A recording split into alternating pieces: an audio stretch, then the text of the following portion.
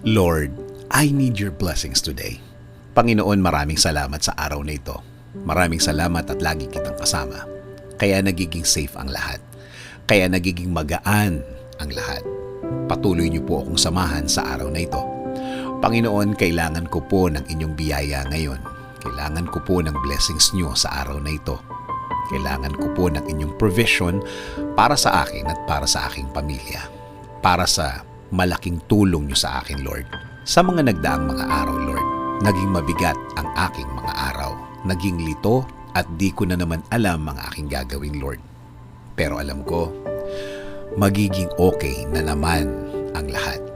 Alam ko, Panginoon, kahit na ano pa ang pinagdadaanan ko, kapag kasama ko kayo, lagi kong makikita at mararating ang inyong plano sa akin. Ang mga gusto niyong gawin sa aking buhay na makakabuti sa akin. Kaya ngayon, Lord, dasal ko po na pagaanin niyo na po ang aking sitwasyon ngayon. Bigyan niyo po ako ng wisdom para mas maintindihan ko po ang aking pinagdadaanan ngayon. Bigyan niyo po ako ng guidance sa araw na ito. Bigyan niyo po ako ng katahimikan ng isip. Alam ko po, Lord, na hindi na magtatagal, mararamdaman ko na po ang inyong kamay na gagalaw sa aking buhay. And I'm willing to submit.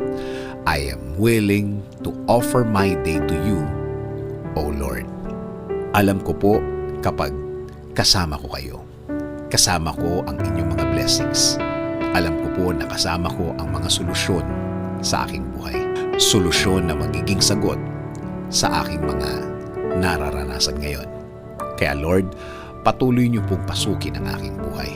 Patuloy niyo po itong lagyan ng katahimikan. Gawin niyo po sa aking buhay ang magandang plano ninyo. Alam ko po na kapag ang plano ninyo ang mangyayari sa aking buhay, ito ay magiging tama. Ito ay magiging tahimik. Lord, itinataas ko din po ang aking bayan. Patuloy niyo pong i-guide ang aming bansa.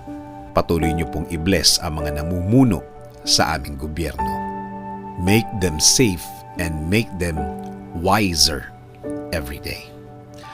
Salamat, salamat Panginoon sa inyong biyaya sa araw-araw. In Jesus' name we pray. Amen. Sabi nga sa John 16:13, "But when He, the Spirit of truth, comes, He will guide you into all the truth. He will not speak on His own. He will speak only what He hears, and He will tell you what is yet